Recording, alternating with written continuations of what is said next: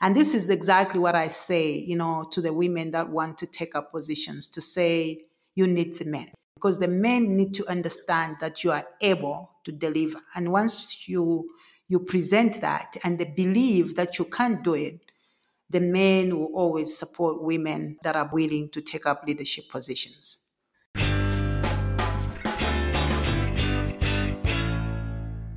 Welcome, chess lovers. This is episode 4 of the FIDE Chess Podcast, presented by the FIDE Women's Commission.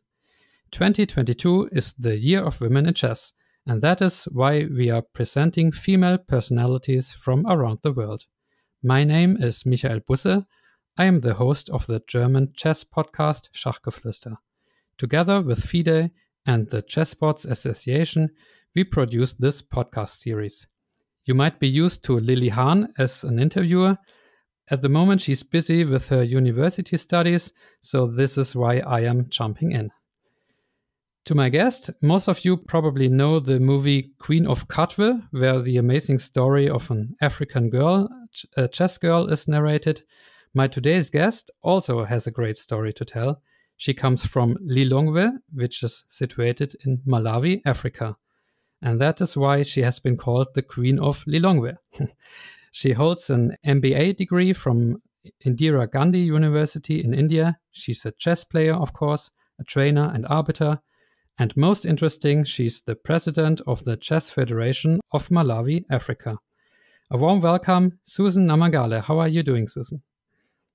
Hello, Michael. Good, thank you. How are you? Yeah, I'm fine. A little bit nervous because it's my first interview in English, but I hope we will manage together. I hope so too. Thank you for taking the time. I really appreciate it. Before we jump into chess and into your background, do you mind telling us a little bit about Malawi as a country in terms of nature, culture, social situation, and so on? All right, Michael. Yeah, so I'm proud to come from Malawi. Malawi is called the warm heart of Africa because it is a nice, warm, and friendly country, and it is very safe. I don't know if you know, but Malawi is landlocked, but it's got very fresh waters, and it's got the lake, which is the ninth largest lake in the world. We have the sunny beaches of the lake, which are very golden, and you would love to dive into the clear water. Malawi has a rich culture and has Lilongwe as its capital, which has a very relaxed, vibe, and you would love to visit Lilongwe one day.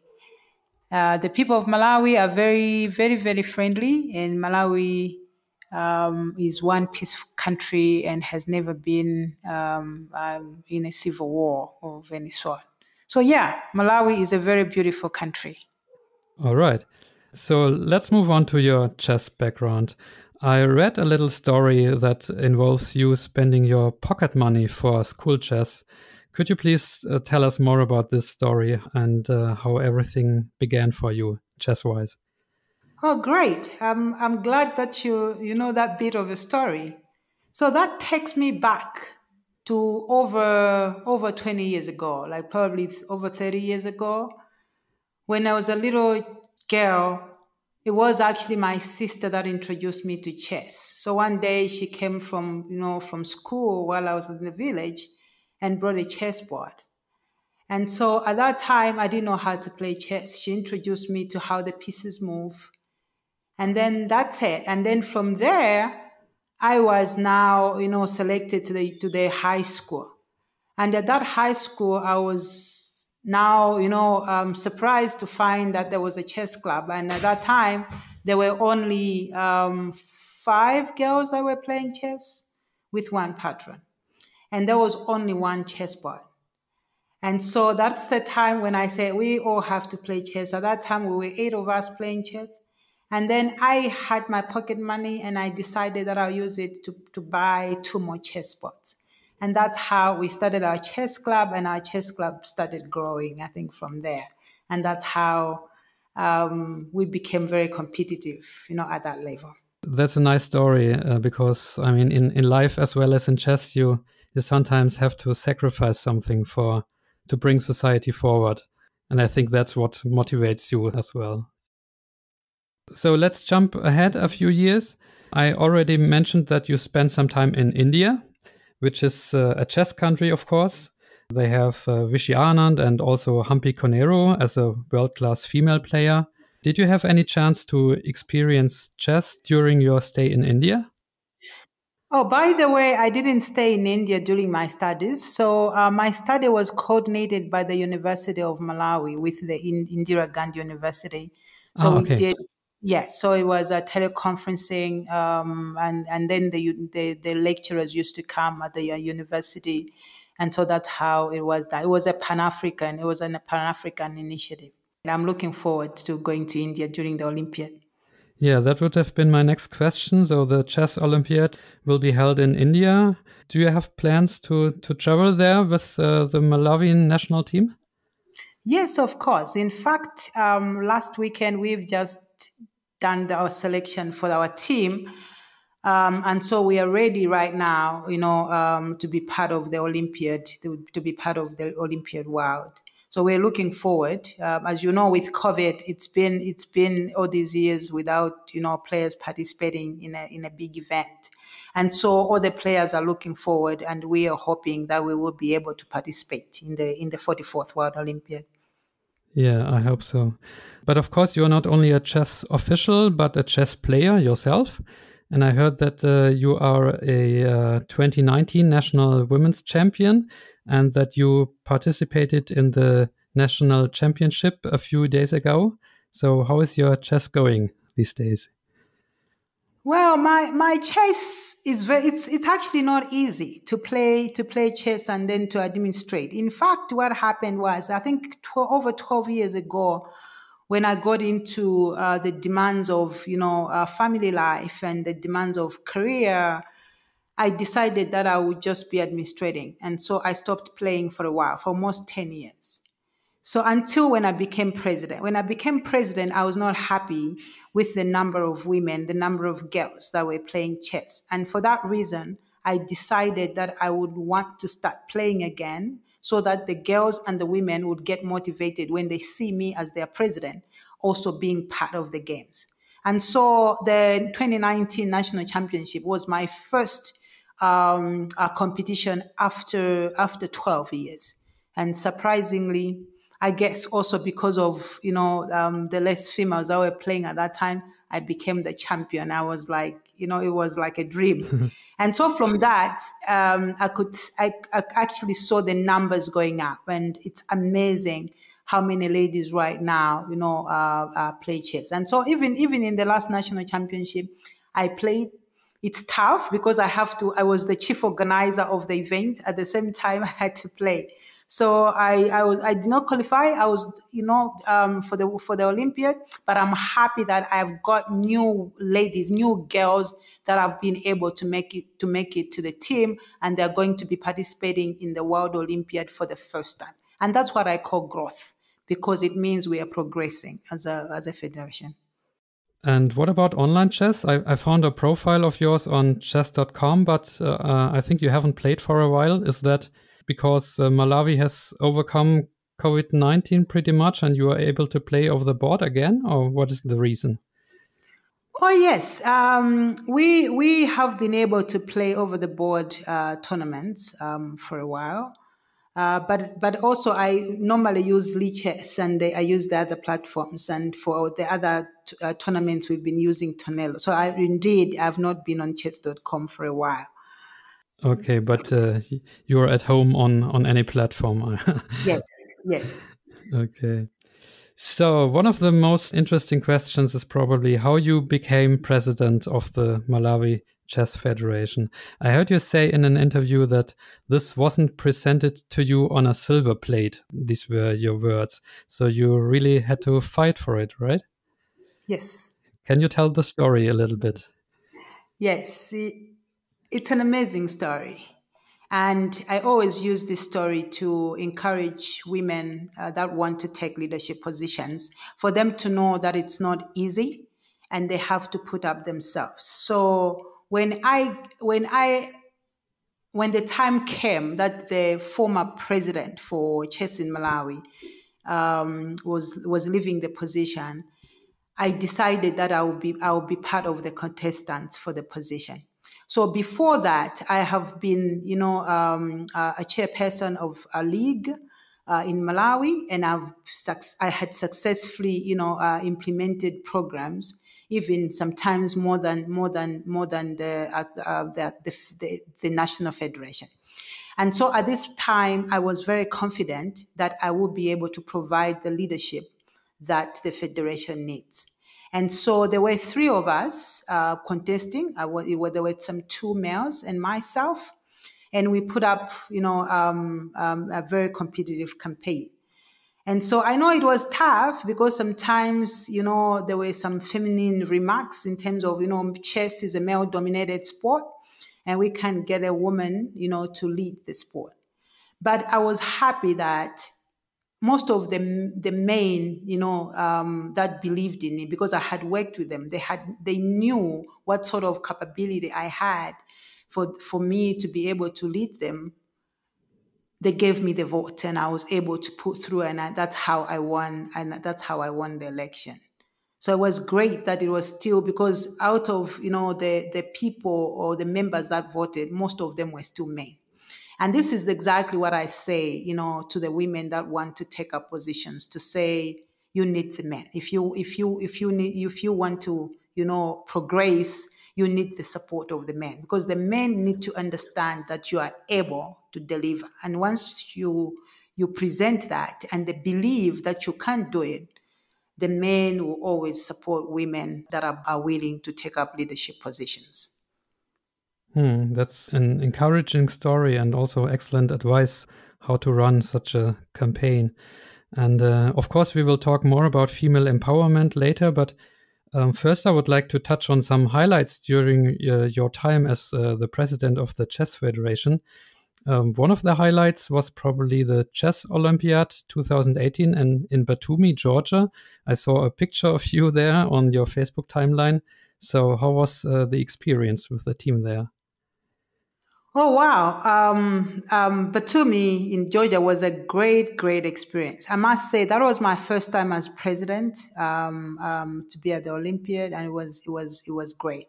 So for me, I think my main focus was about knowing people, because I heard so much about, the FIDE management. And at that point, because it was also an elective year where, FIDE was changing management. So it was in my interest to know everyone. And so I used the opportunity, to make sure that I develop, the necessary networks, know who are the, everyone that needs to, support me when I do my work in Malawi. And so it was a great experience. It was wonderful, and we had fun at the Olympiad in Batumi. Another highlight of last year was that Malawi hosted the African Individual Chess Championship, and I believe it was for the first time. Was it successful, even with the COVID restrictions? Yes, that was another great milestone that I'm so proud of. During COVID, last year, it was not easy. So, but I managed to get the approval of our government for us to go ahead and host the event. And so we had 17 countries come by, and 93 players that participated, in the Africa Individual Chess Championship. And for the first time, the number of women was amazing, because we had almost 34% of the participants were women, and that was really amazing. So everything went well. I think I got a lot of feedback from the players from all the, from the countries that participated, that this was the best ever African Individual Chess Championship that they've been to. And it was amazing for me to hear, such feedback. I hear it was great. Positive feedback is always good to hear, yeah. And of course, we've got to mention the winners. It was Ahmed Adli from Egypt in the open section, and Jessie February from South Africa in the women's section. And Jessie is quite popular here in Germany, or maybe around the chess world, because she's a Twitch streamer. And I think she's doing an amazing work promoting chess, and in particular women's chess in South Africa. What do you think about her and what she's doing? Yes, it was really amazing for Jessie to win the national champion. And it's always great that a new female would, get the woman grandmaster norm. So it was really great. I think Jessie is a great lady who is doing amazing things to promote chess in South Africa. And I hear so much about her as well. I had heard so much about her before the Africa Individual Chess Championship. I spoke to her on the phone, and it was great, to meet her in person. And I saw the level of her chess skill and how she was playing, and I was not surprised that she was the champion. And I keep wishing her well, and I know that she continues to inspire the girls, in South Africa, and because South Africa is one of the countries that's also doing well in terms of promoting, chess, especially amongst the girls. And we need these female players to promote chess and inspire more girls to play it. Exactly. Another interview of yours I read, which was taken in 2018. At that time, you were asked for your plans for the chess presidency of Malawi. And one thing you said was, I plan to ensure that chess is played in all schools in Malawi. So I know it's tough to get chess into schools because there is often a lack of chess teachers and sometimes also problems with money and funding. So how successful were you in bringing chess to schools in Malawi? Yes, that was indeed one of my promises that I made, that we need chess to as many schools in Malawi. Why I said that was because, like, for me to learn chess, for me to be what I was because of school, because I learned chess in school. And so I thought every child needs to have the privilege of learning chess in school. And so I would say that this is going on very well. Of course, it's constrained because we need the support of our government as well for us to take, chess to schools. However, I think with the support that we've been having so far, support of FIDE and support of other partners, we have been able to, take chess to as many schools. And for us, we've even been going to rural areas, to hard to reach areas where, chess is now being played. So we have been training patrons in schools, putting them together and training them, and for them to be able to teach chess basics in school. I know the challenge comes when, most of the schools do not have the equipment in terms of chess boards. But we have also tried, to distribute chess boards to schools. Of course, the numbers are not like so much, but we keep trying.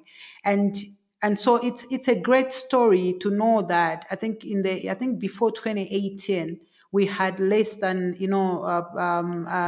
50 kids, playing in national, schools events. But right now, we can put together over 500 kids, playing chess. And we have over 100 now schools and chess clubs in schools that are playing chess. And so we see that there is progress, but there's still, opportunity, and there's still potential that we can reach out to as many schools as possible. And right now, we continue engaging with our Ministry of Education, lobbying for them, to realize that chess is not just a game; it is a tool for education. And we are lobbying with our government, with our Ministry of Education, that they should consider using chess as a tool for education. And also, to change the mindset so that Malawi can develop, great leaders of tomorrow. So the government knows about the positive impact of chess. I mean, improving skills on concentration and so on. Do you have people in the government who believe in this, who know about this positive impact of chess? Yes. So the positive impact of chess is not. In fact, I know a lot of, you know, some senior people in government that play chess, and they know the impact, of having chess, in school, having chess as part of, education.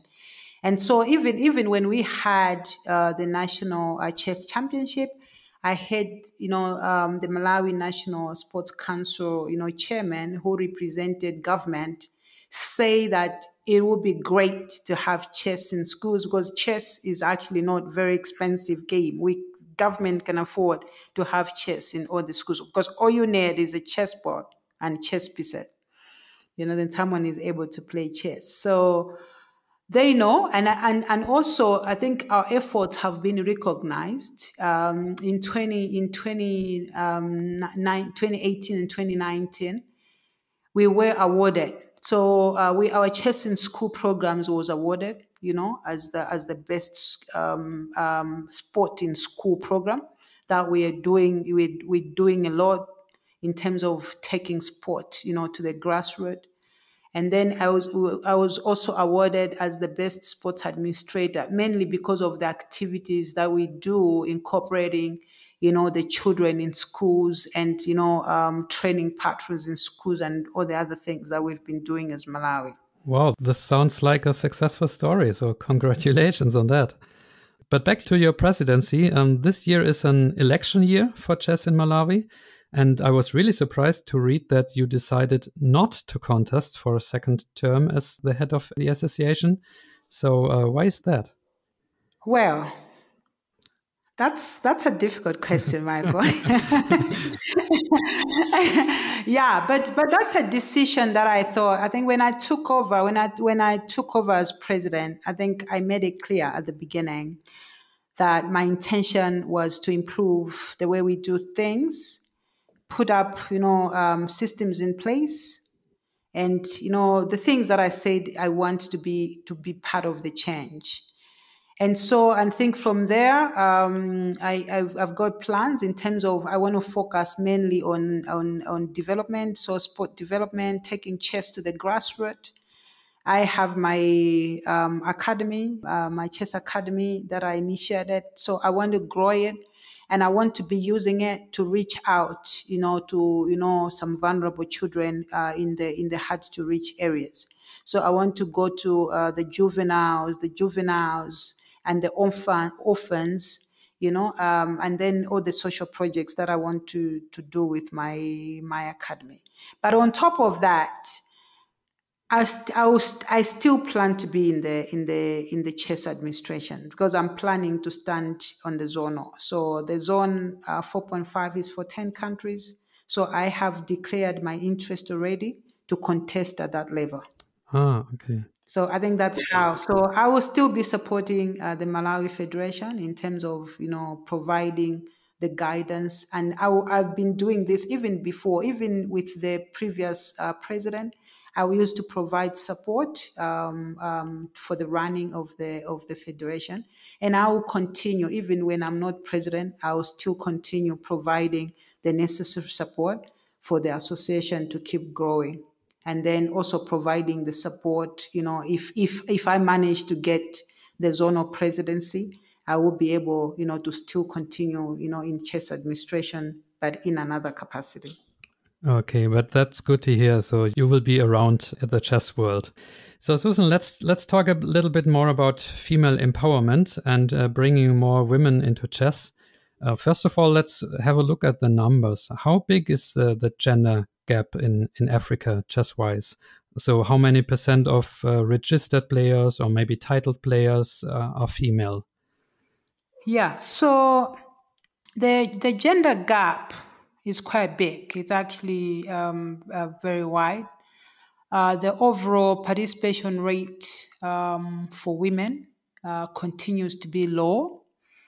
And that's why, we keep advocating, and that's why even this year is designated as the Women in Chess year. The reason being we have to do all these activities to try and, reduce this gap. So at all levels, we see that the numbers of women that participate could be in administration, could be in, even in some technical, positions like arbitration, and the numbers are quite small at all those levels. And also, for example, I think the whole of Africa, we only have, I think it's 5 women grandmasters. I'm sure we can do more in terms of those numbers. And only almost 20% of all the total registered players in Africa, only 20% are female. And so even out of the 20% that are female, there's only 3% of the women that are titled. So you can actually see that in terms of the numbers, the numbers are quite small. And I know, even globally, I think in the whole world, in terms of participation of women in chess, the gender gap is quite big. And really, we need to do something about it. So the question is, what can we do? What exactly can we do to encourage more girls and women to pursue chess and to run for these leadership positions? Do you have any concrete ideas for that? Oh, yes. So I think there's quite a number of things that we need to do. We need deliberate effort to promote girls. Because it needs to start at the grassroots. Because when we note that most girls drop off, they start very well playing chess, but at some point, because of the external factors, they drop off, And so we as chess leaders, we need to identify what are the reasons why the girls drop off and they don't continue. And then we need to now start working with them. So we need to start working on, programs like having, girls camps, making, having a number of, tournaments in countries or at zonal level or Africa level targeting, girls and women. And so in that way, if we actively engage the girls and the women, with all those activities, I'm sure that we will continue to have an increase in chess players, in lady chess players in Africa. But the numbers right now are not good enough. But I think we're making progress. So even this year, I'm happy that FIDE designated this year to be the Women in Chess, the Year of the Women in Chess. That's an amazing thing, and it's helping, bring together, girls, making them, know that they are very important in the chess world. And I think this is going to have an impact, because I see in every country, in most of the countries in Africa right now, there's a lot of activities, a lot of, girls playing chess, be it online, and some are playing over the board tournaments. And that's a great thing. I'm sure that with these kind of initiatives, and also with, role modeling, that the Women Commission is also trying to advance. Those are some of the, great initiatives that will allow, the numbers to go up and to increase. Yeah, and I think what you said applies not only to Africa, but to the whole chess world, because in my country, in Germany, only about 10% of the registered players of the Chess Federation are female. And recently I listened to another chess podcast, the 64 Chess Podcast, which is hosted by a chess player who lives in Denmark. And he said that in Denmark, it's even less. So it's not only an issue in Africa, but all around the world. And yeah, there is no reason why this should be, in my opinion. So one problem that might occur sometimes, or does occur, is discrimination or even sexual harassment. Recently, there was a report of a female chess player who said that she was treated disrespectful at the tournament in Reykjavik. And these kinds of things do happen. What is your take on this? What is your advice for women like her? Yeah, my advice to women on this is that once they they experience any form of discrimination or any form of, even sexual harassment incidents, they have to be bold enough, to report such incidences. I got to realize that these incidences happen. There is some form of discrimination, some form of sexual harassment, but most of these remain unreported. And so I think we need to deliberately put up policies, and this is the sort of discussion that I would love FIDE also to take up, especially the Women Commission, to come up with a policy on sexual harassment and non-discrimination that all players around the world need to understand that this is not allowed. And so, but I would encourage all girls and all women to feel confident and to be bold, and that if they experience any form of discrimination or sexual harassment, that has to be reported, and it's totally unacceptable. Yeah, I agree. And I do believe there is also a lot of, maybe unintentional discrimination, like disrespectful comments. For example, when people say, "How can you lose to a girl?" or you were lucky that you won against me, and so on. So we really have to pay attention to what we say, I think. Yeah, like for example, like I told you when I was campaigning for presidency, there were remarks like chess is not for women. How can a woman lead chess? So, but as women, we have to rise above that, above, that kind of discrimination, and just prove that this is wrong.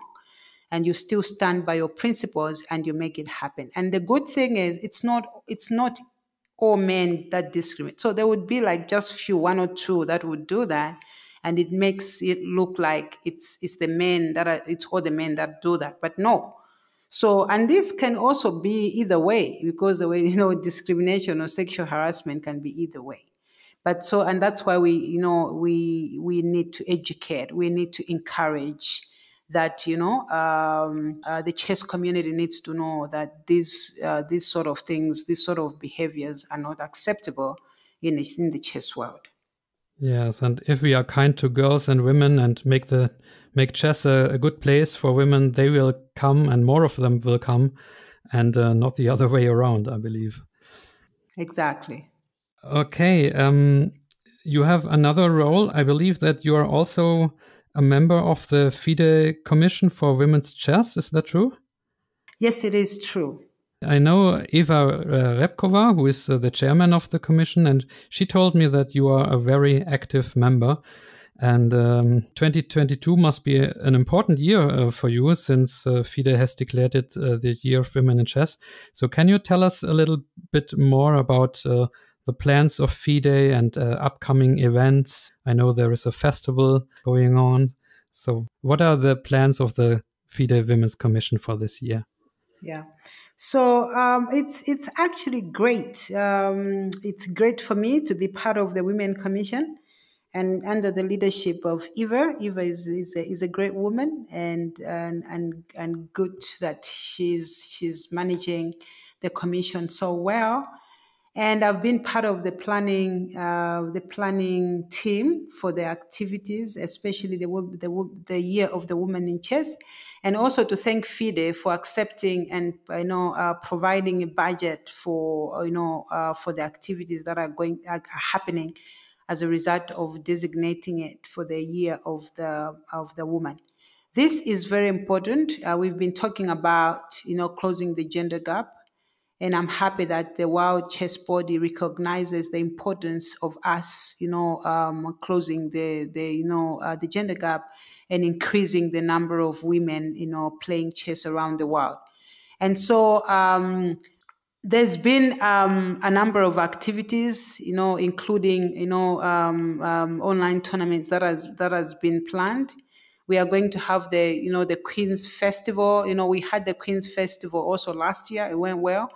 So we are planning that we are going to even increase the number of ladies, the number of women that are going to participate in this year's, Queen's Festival, playing, an online tournament with all the women, across the world.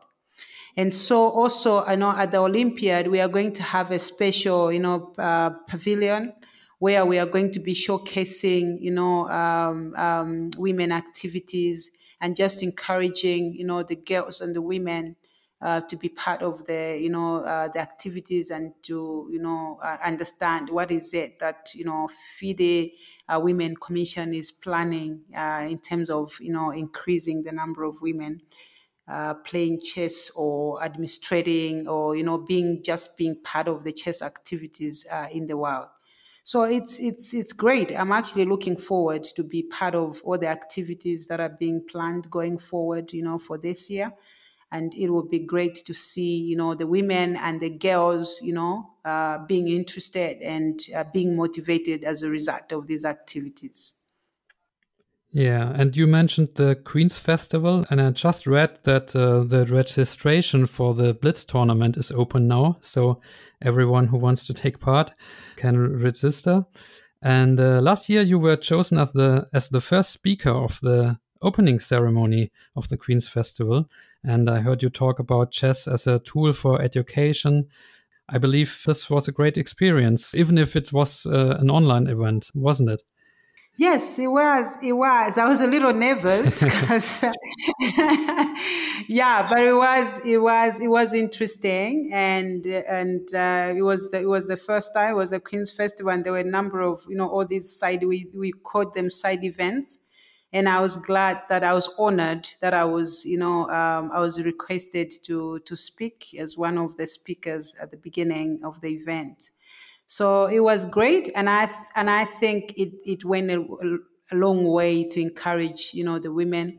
I think from that event I've been being contacted by many girls and women around the world, and sometimes when I go to tournaments, some girls just wanna have a talk with me, and so we speak and encourage each other. Yeah, and so it's great. The numbers, I'm hoping, and I'm going to work hard. That way we'll double the numbers, that we are going to participate in this year's Queen's Festival. Oh, so doubling the numbers. So that's this is huge plans you have. Yeah, but I'll cross my fingers. Another important recent date was the International Women's Day on March 8th. And the United Nations had a motto for this day, which was break the bias, which basically means like we should overcome the prejudices against women. What was your role on that special day?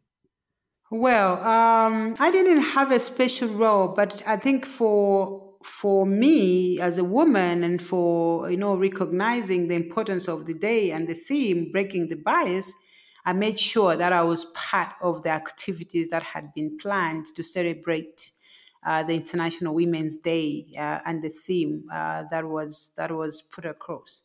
And so I had, in the month of March, I had participated in a number of activities, including, the Africa Union Sports Council International Women's Day conference seminar, which took place, and I was part of the participants for that.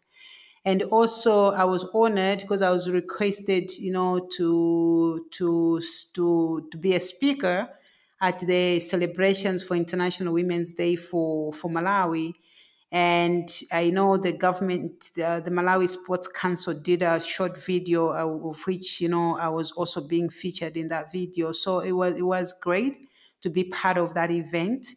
And it actually showed that even governments across the world are doing their part in terms of breaking the bias and just making sure that the women and the girls are part of sports in general, and in our case, they're part of the chess world, and the numbers should increase going forward.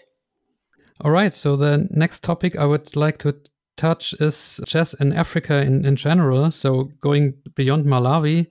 And I've come across some names of some African chess personalities, and I wonder if you had any personal encounters. So first of all, in the introduction, I mentioned the Queen of Kaufte. Of course, she's a real person named Fiona Mutesi from Uganda. And my question would be: have you ever met her? Have you got in touch with her? Well, I've known Fiona. I've spoken to Fiona virtually, but not face to face. But you know about her story. I know about her story very well, and she's a phenomenal girl from a very humble background. And we use her story to encourage the girls, in our chess communities, across Africa. That chess can be used as a tool to empower them and, to transform their lives. And, just the path that Fiona, went through, that it's possible for every girl that's interested to be part of chess. Yeah. Another personality I would like to ask you about is Tunde Onakoya from Nigeria. He's the founder of a project called Chess in Slums. Can you tell the listeners what this project is about, please? Well, the Chess in Slums project in Nigeria is a great initiative, and it's also doing wonders. So, I mean, it's about going to slums where you have all these vulnerable children, and then they introduce chess clubs there. So they train the kids to play chess there, and we've seen that there's some children that have transformed, and they're now playing really good chess, and it's really improving lives.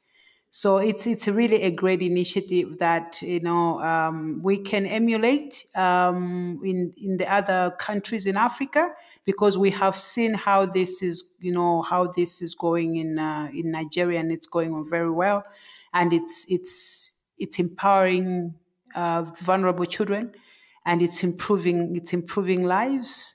It's transformative. And so we need to bring it closer, home, and to other countries who are not having such initiatives. Yeah, it's a great project. I also read about Garry Kasparov having a chess foundation in Africa, promoting chess in schools and doing projects in countries like Kenya and Zambia. Do you know if this foundation is still active? I couldn't get the information. Yes, I've heard about Garry Kasparov Foundation. I think it was mainly active before I became president. I've heard about it. I know it's. I think there's some countries in Africa that are that have they've benefited from the foundation, and it's especially for chess in schools, and the foundation has been providing equipment, for schools and start clubs in schools. And yeah, so I've heard about it, and I know it's contributed a lot to chess development in Africa. But I can't say much about it because I've not been involved personally, because I think mainly, probably in Malawi, it was before I became president, and I don't know much about it. Okay. So when are we going to have an African world champion? Well, I think so. It's possible. All I can say is that it's possible. It's possible to have an African champion, but there is need a lot of work that needs to be done. So we need a lot of trainings. We need a lot of tournaments, especially at a higher level, in terms of getting the Africans to participate in the world championships.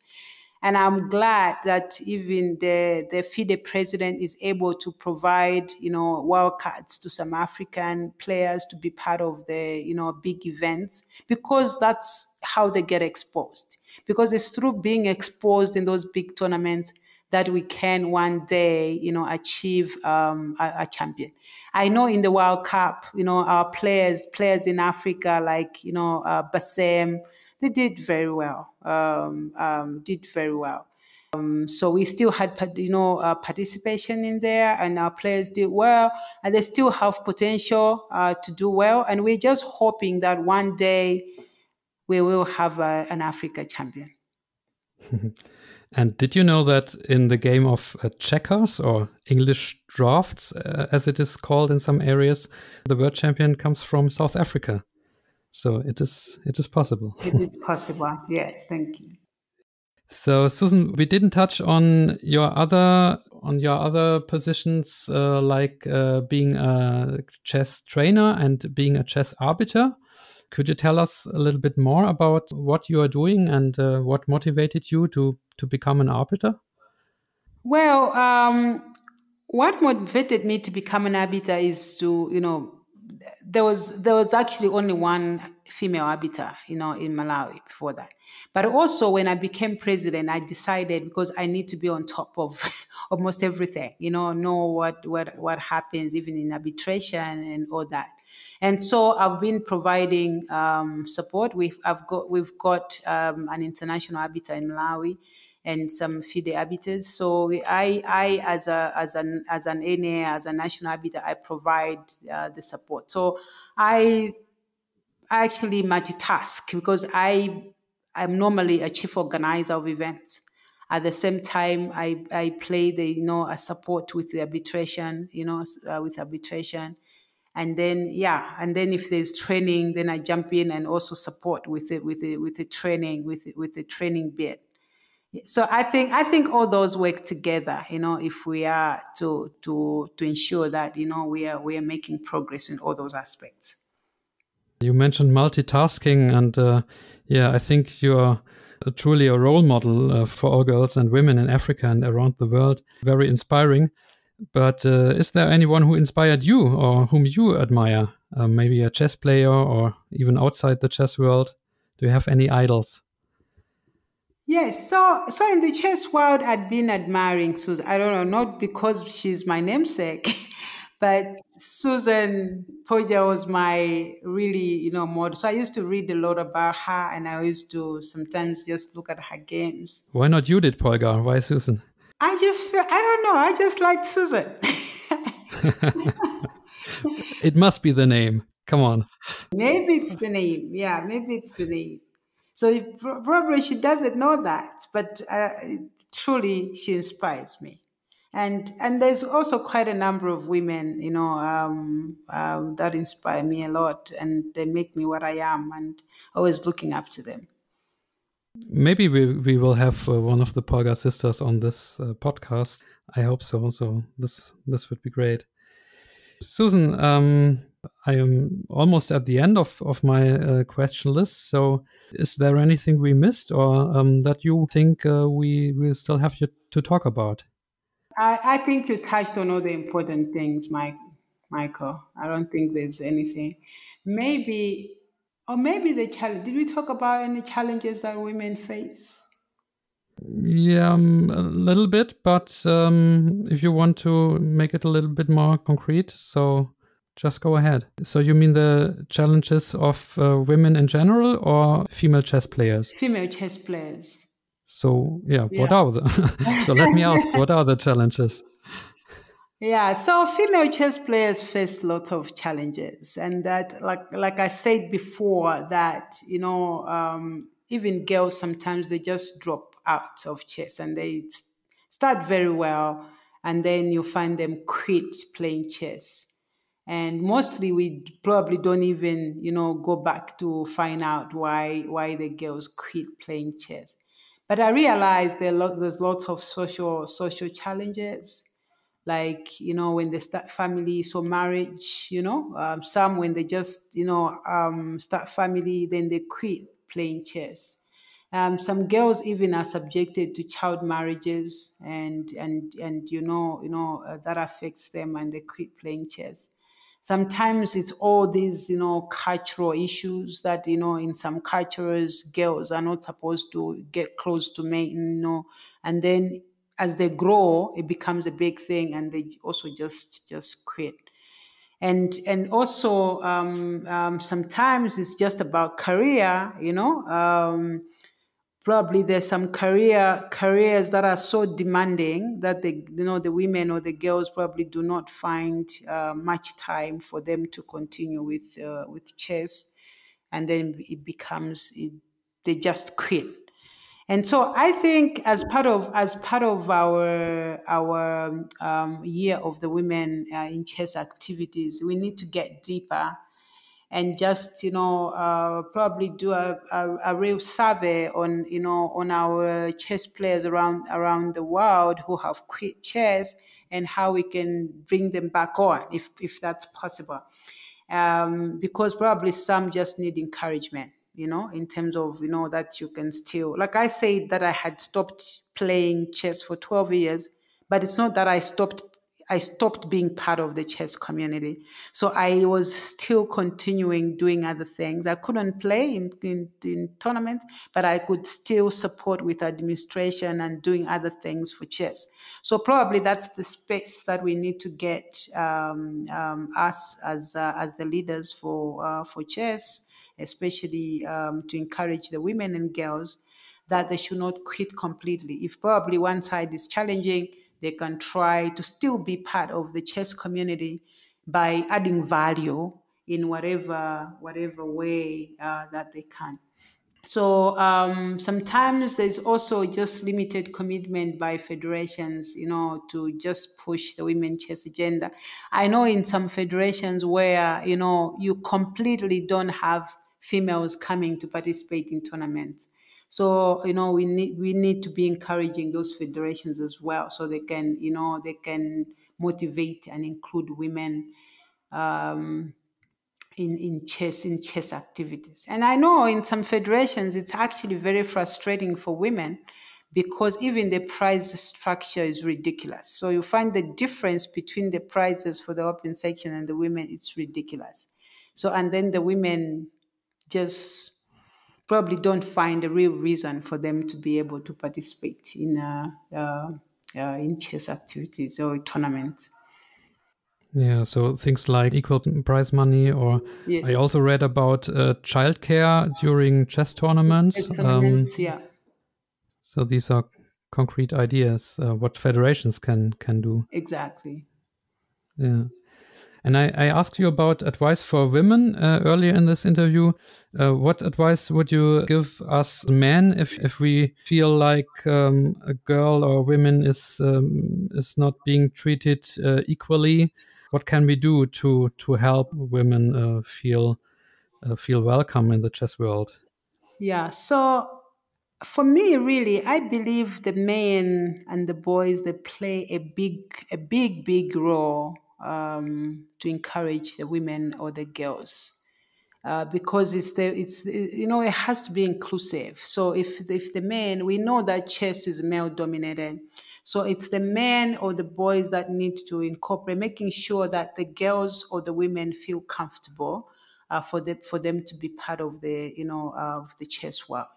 So the men need to, avoid, like we've talked before, the discriminatory, statements that could, make girls or women, not to feel comfortable. So by deliberately, preventing that, that's also a way of making, chess to be inclusive. And also, even the main, or the trainers going deliberately. There are some schools that specifically for girls. Men can even go there and support and have talks and talk about the importance, the impact of chess and what chess can do. But even using examples like this of Fiona Mutesi. And I know there's quite a lot of men in Africa that are doing a really good job. Like, for example, this same example of Fiona, it was, I know there's a guy called Robert in Uganda, Robert Katende, who's played a big role in actually transforming in this story about Fiona. So you could see that it's the man who drove that agenda.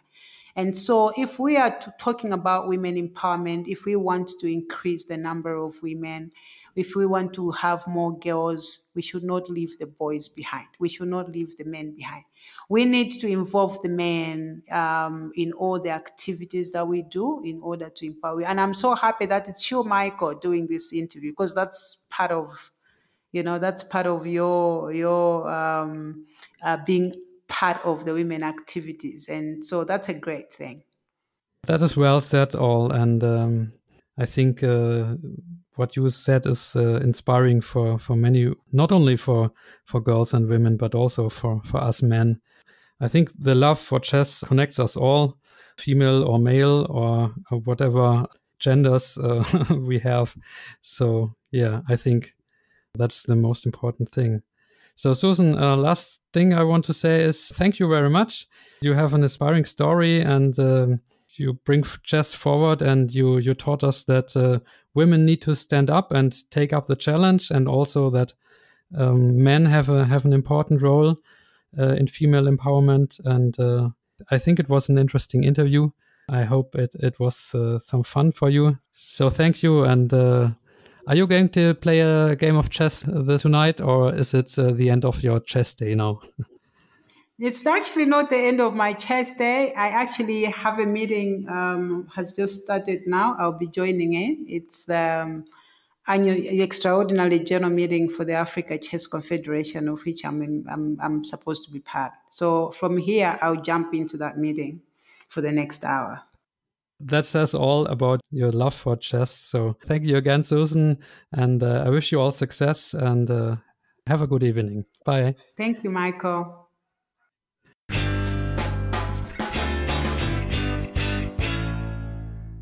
The FIDE Commission for Women's Chess in cooperation with Chess24 seeks your donations to help our Ukrainian chess players and their families affected by the ongoing war in Ukraine. If you want to donate, please find the link in the description below or on the FIDE webpage.